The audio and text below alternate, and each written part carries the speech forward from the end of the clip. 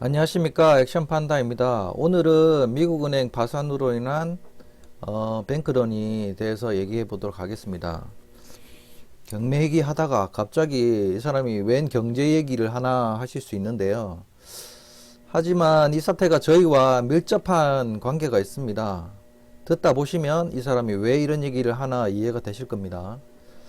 먼저 미국은행 지금 SVB가 왜 파산했는지, 왜 뱅크런이 일어났는지부터 한번 얘기해 보도록 하겠습니다.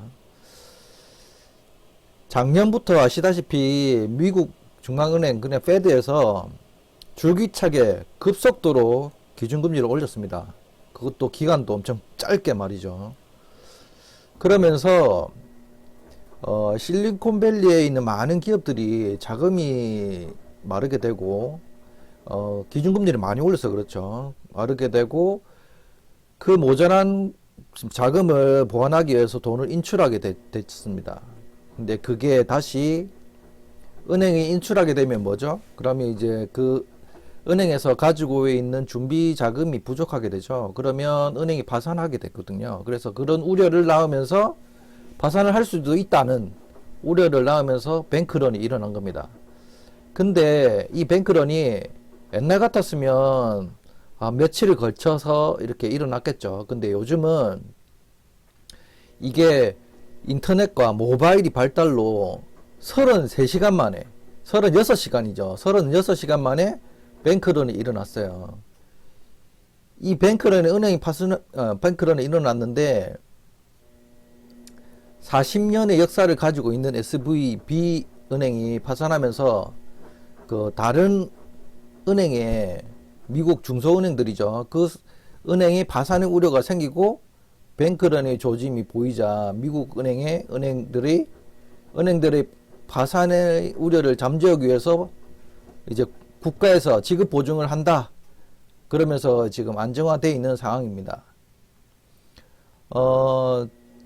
지금 보시면 아시겠지만 얼마 전까지만 이제 뭐 아시겠지만 페드 그러니까 이제 파월 의장이 물가 상승 때문에 금리를 계속 올리겠다 그런 매를 계속 해왔죠.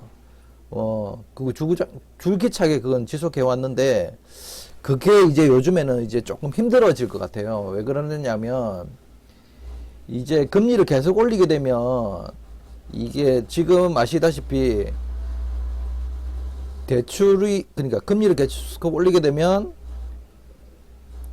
금융권이 부실하게 돼요. 왜 부실하게 되냐면 대출을 냈던 그 금액에 대해서 이제 안 갚게 되기도 하고 그 안 갚게 되게 하면서 부실해지면 또 방금 조금 전에 말씀드린 것처럼 이제 은행의 뱅크런 부실에 대한 우려로 뱅크런이 일어나게 되고 그러면 이제 파산하게 이르기 때문에 그러면 경제가 무너지죠.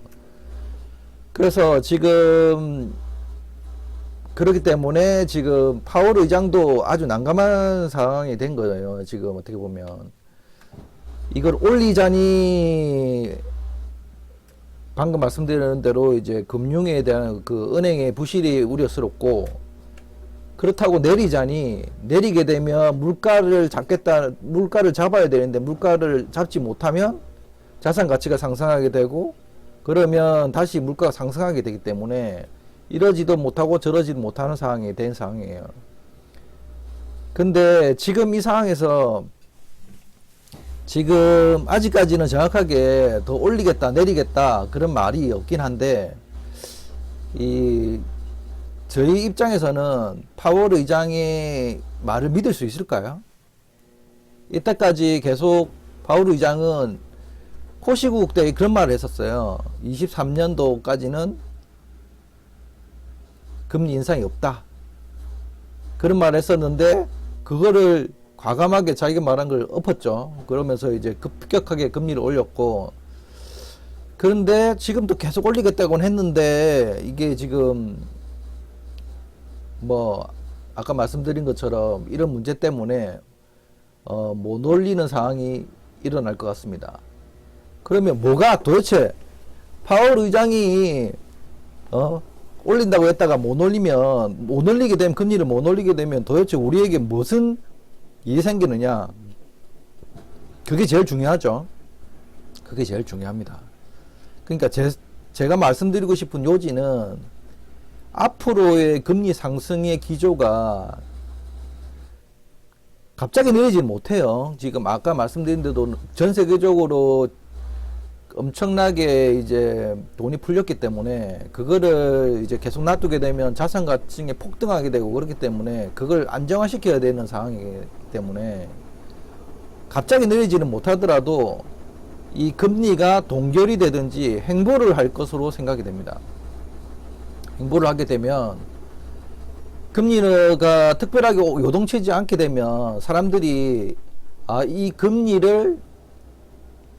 금리를 자연스럽게 받아들이게 돼요. 받아들이게 된다는 말씀은 말은 적응을 한다는 거죠. 사람은 적응의 동물이거든요. 그렇기 때문에 그걸 적응을 하게 되면 어떻게 되겠어요? 계속 여기서 오르지도 않고 내리지도 않는다. 그러고 계속 이렇게 갈 것 같다. 그럼 어떻게 하겠어요? 결정은 사람은 살긴 살아야 되겠죠. 그럼 이렇게 계속 가느니 전세를 사는 것보다 오히려 집을 사는 게 낫지 않을까라는 생각을 하게 될 것 같다는 생각이죠. 제 개인적인 생각이에요. 제 개인적인 생각. 만약에 이런 상황이 났는데 자기가 투자를 안 하고 버텼다가 집이나 자산 가치가 폭등까지 나해도 계속 오르게 되면 자기가 선택을 잘못해서 또 돈을 못 벌게 되니까 그거는 뭐 어쩔 수 없는 거고, 그렇다고 또 파월 의장이 지금 이 시기를 이 사태를 보고도 계속 올리게 되면 좀 또 금리가 인상하게 되고 좀 더 떨어지겠죠.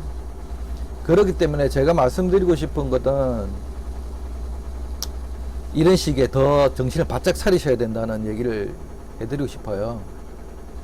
국제 정세가 어떻게 돌아가시는지, 우리나라 정부에서 어떤 얘기를 하는지 유심히 관찰하시면서 주시하시고, 그리고 꾸준히 공부하시기 바랍니다.